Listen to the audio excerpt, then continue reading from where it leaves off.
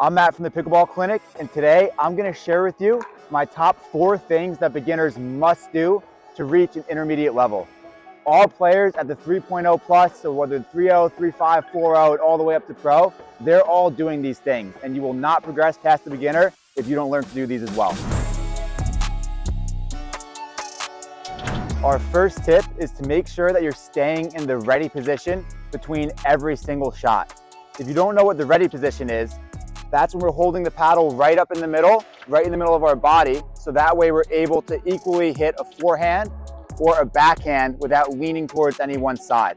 When we're in the ready position, we're ready for the ball to come at us, whether it's a volley, a dink, an overhead, forehand, backhand, any shot, we're ready to hit it from this position. One thing that we see beginners doing all the time is letting their paddle drop after each shot, leaving them vulnerable to an attack. So I'm dinking here, I'm going back to my ready position. No matter what shot comes at me, I'm gonna be ready for it. What we don't wanna do is let the paddle drop, because if I'm leaving my paddle down here and my opponent comes to attack, there's no way I'm gonna be able to prepare for it. If I'm in my ready position, all I gotta do is turn the paddle and block, turn the paddle and block. If I'm waiting with my paddle down, I gotta bring it up and then turn my hand to block it. So I always wanna be rating right here in the middle for the next shot. The ready position doesn't just apply at the kitchen line.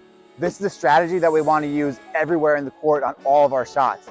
If I'm returning a serve, I can wait here in the ready position and I'm ready to hit a forehand if it comes to my forehand.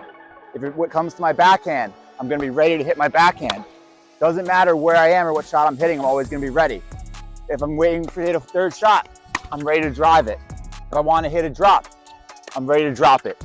No matter what the shot is, I'm always ready to go when I'm in my ready position. Our second tip that beginners must master is eliminating your backswing on dinks and volleys. Your backswing is when you bring the paddle back before you hit the shot. We don't want that on our dinks and our volleys. When we're at the kitchen line, there's only 14 feet between you and your opponent. So that's not enough time to react if you bring the paddle back. So if I'm here and I'm going for a dink or a volley and I'm pulling the paddle back behind me, I'm either one, gonna hit it way too hard so it goes out, or 2, I'm gonna be taking too much time to hit, so I'm not ready for the next shot. So when I'm dinking here, notice how the paddle's always out in front. I'm still up in my ready position, and I'm just hitting the ball from a minimal backswing that's staying out in front of my feet the entire time. And then from here, if I get a volley, I'm gonna keep that backswing very compact too. Everything is always out in front, whether it's a forehand or a backhand, it's compact. If I take a huge swing, I'm gonna lose time. So here, if I'm taking a big backswing, I have no time to prepare for the next shot. That looks crazy because it is. You have to keep the backswing to a minimum. Our third tip is to make sure that we're keeping our feet moving by staying on our toes instead of hitting from our heels. So anytime I'm waiting for my next shot, in addition to being in my ready position, I wanna be up on my toes so that I'm prepared for anything. If I'm flat-footed and my heels hit the ground, it's gonna be really hard for me to pick my feet up and then get over to wherever the shot was. But if I'm on my toes, I don't have to do anything. I can move to wherever that ball is. If you're a more advanced player, you can even incorporate a little bit of a split step into it, or if you're a tennis player coming from a racket sport. But as long as you're staying on your toes, you can cover the entire kitchen and get to anything your opponent throws at you.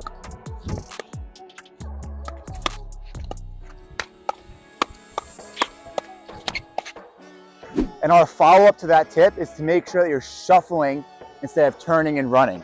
So when we're moving side to side and staying on those toes, we want to stay square to the kitchen when we move side to side. So I'm not turning my body to move.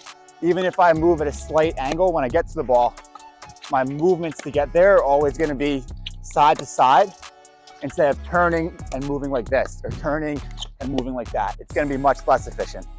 Our fourth and final tip for today is to make sure that you're standing your ground at the kitchen line and not backing up off it. One thing that we see beginners doing all the time is taking several steps back up off the kitchen line and not even coming back up to it. So when they're rallying and the ball comes deep, they're backing up to hit it and they're getting stuck back here. And they keep backing up to hit these deep balls. Instead, if the ball is gonna bounce past the kitchen line, hit it out of the air. Hold your ground, hold your line. This is gonna put you in a much more offensive position, and it makes it harder for your opponents to hit you by your feet. The worst place to hit the ball is down by your feet. It's super awkward. As much as you can prevent it, you want to get the ball away from your feet by hitting it out of the air if it's going past the kitchen line, or if it's bouncing very close to the kitchen line, take a very small step back. But anytime you do that, come right back up so you're prepared for the next shot. And we like to think that backing up to let balls bounce that are going beyond the kitchen line is leaving money on the table.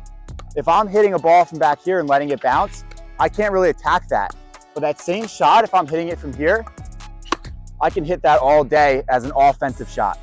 Think about these tips next time you're out on the court and you will immediately see results. You will see your game improve drastically just from those 4 simple tips. And again, that's what those 3.0 and 3.5 level players are doing that maybe you're not doing yet. But once you master them, you'll be competing with them as well.